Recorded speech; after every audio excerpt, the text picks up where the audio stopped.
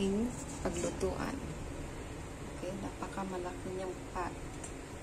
So, umpisa na. Nahugasan ko na siya, no? Pero ladang pasang nahugasan. Ayan. So, isa lang whole chicken soup. Ayan, tikman na natin kung okay ang kanyang lasa.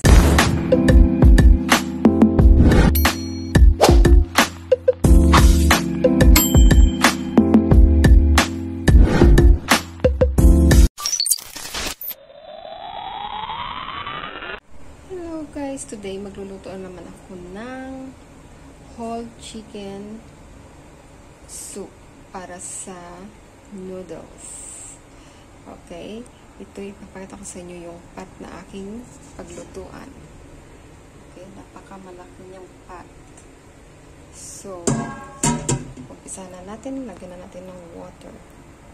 Ayan na yung pot na may water, 3/4 water. And then, bubuksan na natin yung apoy.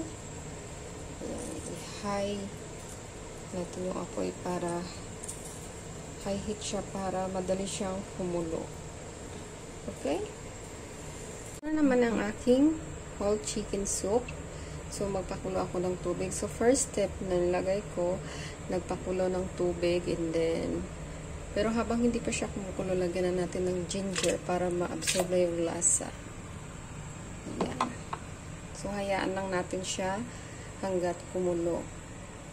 So, hi guys. Ito na yung whole chicken na ating gagawing soup para sa noodles. Ayan. So, actually, nahugasan ko na siya, no? Pero, ladang pasang nahugasan. Ayan.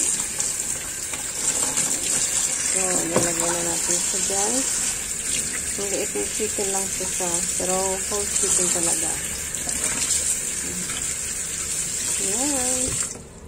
So, isi-set aside na natin habang antayin natin na kumukulo ang ating water. See?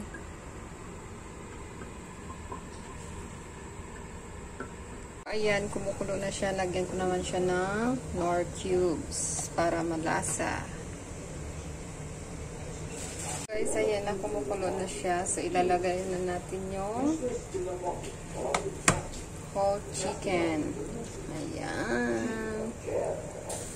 Ayan. Ganyan lang siya guys, kasimple. Yung ating noodle soup para sa mamaya. Sa dinner. See? Ang sarap-sarap later. Easy lang siya. Napakasimple lang lutuin. So, ganyan lang yan guys. Habang hinahantay natin, kumukulo siya, lagyan natin ng 2 teaspoon of salt para lalo siyang lumasa. Ayan.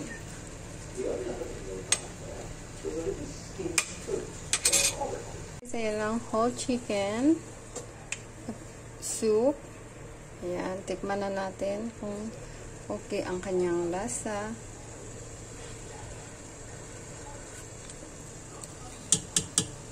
So, titikman na natin.